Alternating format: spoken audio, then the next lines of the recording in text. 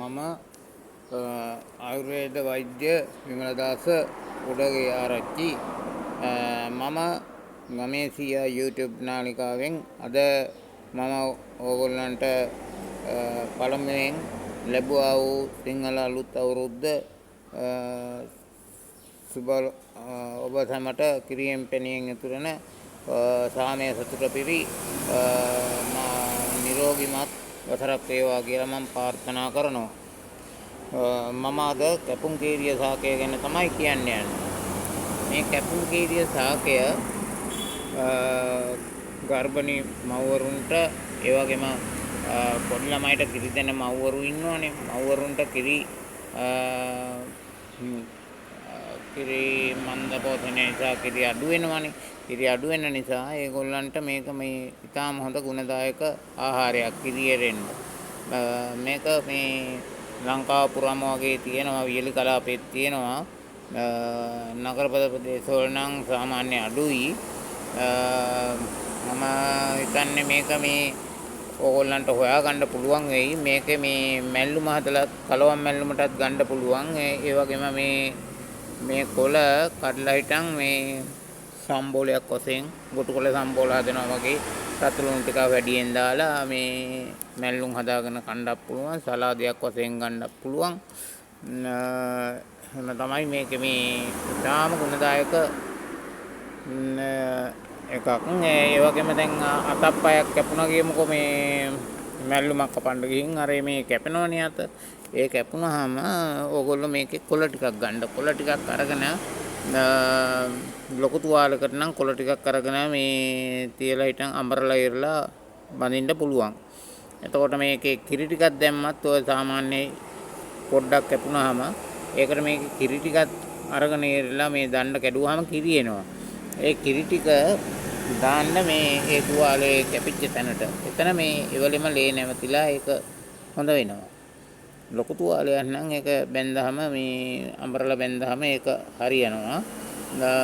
ඒ වගේම තමයි මේක මේ කපලා මේ පොඩියට කපලා වේල්ලා මේ ඒක තේ පානයක් ලෙස තම්බලා බොන්නත් පුළුවන්. තේ වගේ කෝප් එකට දාලා උණු වතුර ටිකක් දාලා එහෙම පාට වෙන හොඳ නටවන වතුර ටිකක් දාලා ගත්තාම එහෙම ගන්නත් පුළුවන්. මේක මේ සම්බෝලි වශයෙන් උත් කරනවා. ඒ වගේම මේ කොළ පරිප්පු වලට එහෙම දාලා මේ එහෙමත් හොඳයි. ඔය නිමිතියා දානවා වගේ පරිප්පු වලට මේ කොළ ටික කල්ලා ඉරලා මේ හොඳට හොදලා අරගෙන පොඩියට කපලා එහෙම දාන්න. එතකොට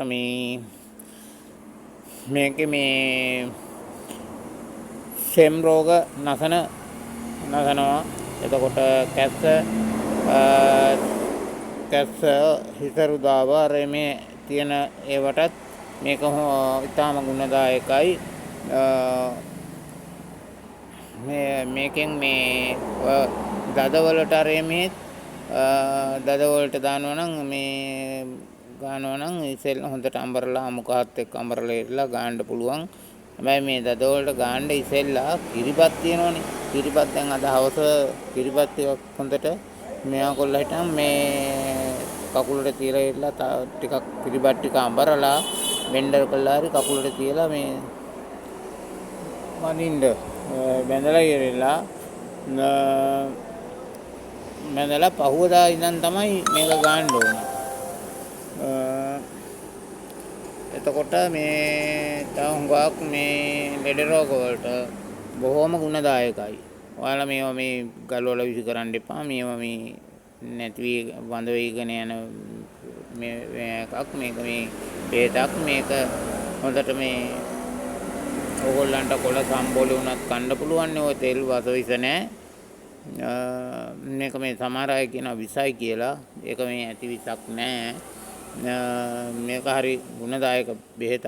එතකොට මේ ආමාශගත රෝග වලට ඒ වගේ දේවල් වලටත් තාම ගුණදායකයි. තව ඉතින් කියනවා නම් මේ අඹරලා කුරුලෑ වලට පවා දෙහියම්බුල් පොඩ්ඩක් දාලා ඉතින් පොඩ්ඩක් දැහිල්ල හැදෙනවා.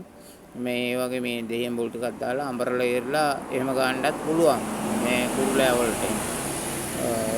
වලට එහෙම ගන්න ඕගොල්ලන්ට පුළුවන්. මේ කිරි සමහර අය කියනවා විසයි කියලා. එහෙම විසක් නෑ. මේක මේ තවත් සමහරු කියනවා කැපුම් කීරිය මේක නෙමෙයි අර විසකුම්බ ගහ පෙන්නනවා ඒක තමයි මේ කැපුම් කීරිය කියලා. නෑ මේක තමයි හරි කැපුම් කීරිය. මේ අපි අවුරුදු ගානක ඉඳන් මේ ඇස්ට්‍රෝ ගෝල්ට අරවට මේවට මේ ගන්නවා. මේ සෑම ලෙඩකටම හොඳයි. මේක මේ ඕගොල්ලෝ මේ ගලවල විසි කරන්න එපා. මේක කොළ සම්බෝල එහෙම කන්න. මේක ඊටාම ගුණදායකයි. ඔයාලට මම කියන්නේ මේ වගේ ඖෂධ වර්ග රැක ගන්න ඕනේ. මේ වගේ මේ ඊටාම ගුණදායක බෙහෙතක්. ඉතින් අදට මේ දැනුවත් වුණා ඇති කියලා මම හිතනවා. ඔබ සැමට පෙරුවන් සරණයි කියලා මම අදින් නවතිනවා.